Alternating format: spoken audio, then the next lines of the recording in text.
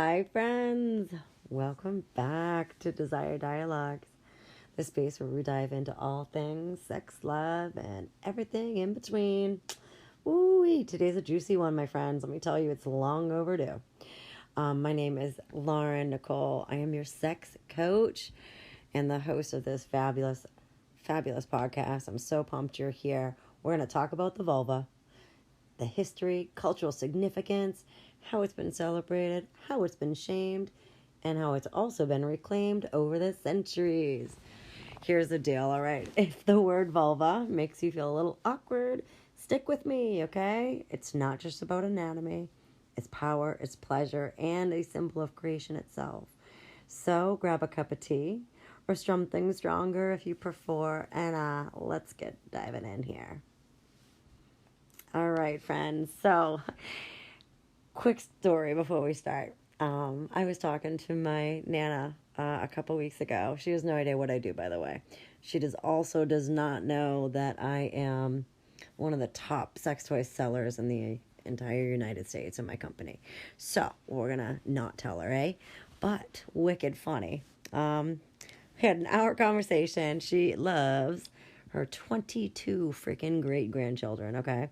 So, we're talking about my cousin and the recent birth, and she, was telling me about it, how that she was having some back pain, so she shot this kid out in 4 minutes, right?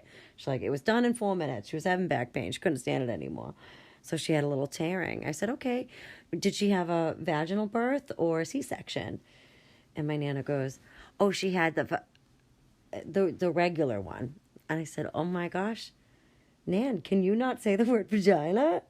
She laughed and oh my gosh. So thanks for listening for that one. But yeah, it cracked me up. It was a hoot. So here's the deal, friends. Let's rewind the clock a bit to a time when the vulva was revered as a symbol of life and creation.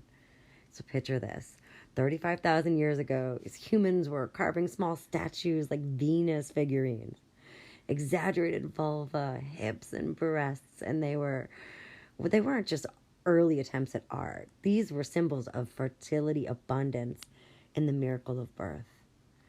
I want you to fast forward to ancient Mesopotamia, where we meet Inanna, the goddess of love and war. She was not just worshipped, but her vulva was actually celebrated in poetry as the source and life of desire.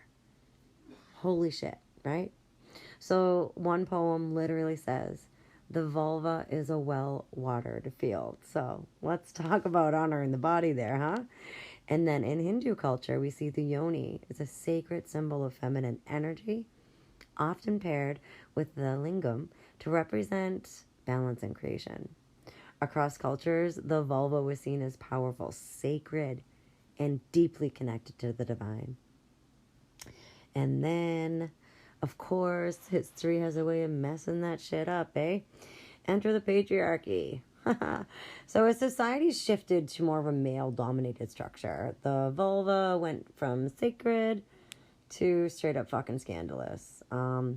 Religious narratives started, right? Where we became to start framing women's body and their sexuality as sinful. Take medieval Europe. Vulva-shaped carvings that once protected homes and temples were now associated with witchcraft. In fact, the church invented stories like Eve's sins to justify controlling women's bodies and pleasure. And then even in medicine, the vulva was erased. The word hysteria comes from the Greek word for uterus. And the doctors believe that all these nonsense, right, about the female body, like, needed control. So, hey, spoiler, that's where vibrators came in. So we'll save that for another episode, don't we? Despite the shame, the vulva keeps showing up. It's always going to keep showing up. Art, literature. And it's seen as a form of rebellion now instead of celebration. Georgia O'Keeffe's flower paintings are often interpreted as celebrating vulvas, even though she denied it. And then the modern works, like Vagina Monologues, right, gave people the language to talk about their bodies openly. But yet still, stigma runs pretty fucking deep, right? So, like, how often do we hear people avoid saying vulva and using words like down there instead? Language matters. It shapes how we see ourselves and translates into our relationship with our bodies. It's how we're treated in healthcare and society. So, hey, thankfully, we're in the middle of a vulva renaissance. The feminist movements of the 20th century kickstarted this change. We have authors like Betty Dodson who taught us to look at, touch, and celebrate our vulvas. Social media has taken this a bit further, which is beautiful. Activists, educators, artists, they're really helping normalize this vulva diversity and like busting myths about what's normal. Guess what? Spoiler alert, my friends. All vulvas are normal. And I want you to not forget a healthcare revolution. All right, really, advocates are pushing for better treatment and awareness of conditions like endometriosis, vulvodynia, and vaginismus. This is complicated pains and dysfunction and uncomfortability that can affect everything down in that region. All right, it can affect the urinary tract, and it's about time that the doctors are actually taught the things that need to help you the most, right?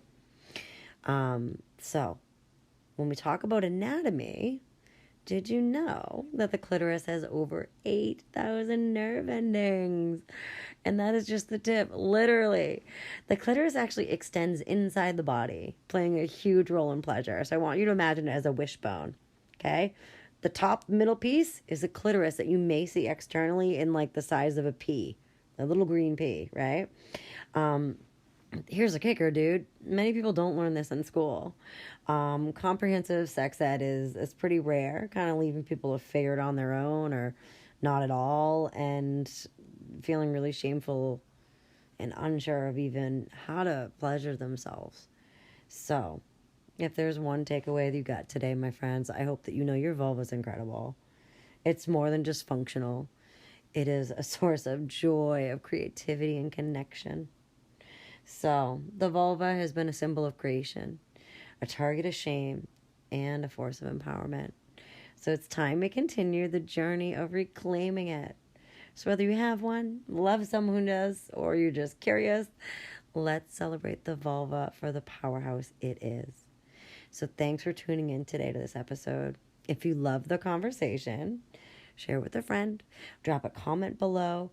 You got any questions? Send it to me. All my info to connect is in the show notes. So until then, my friends, stay curious and keep loving yourselves. I'm going to have some medical resources and references down in the show notes for you as well, for my curious friends to know more. All right.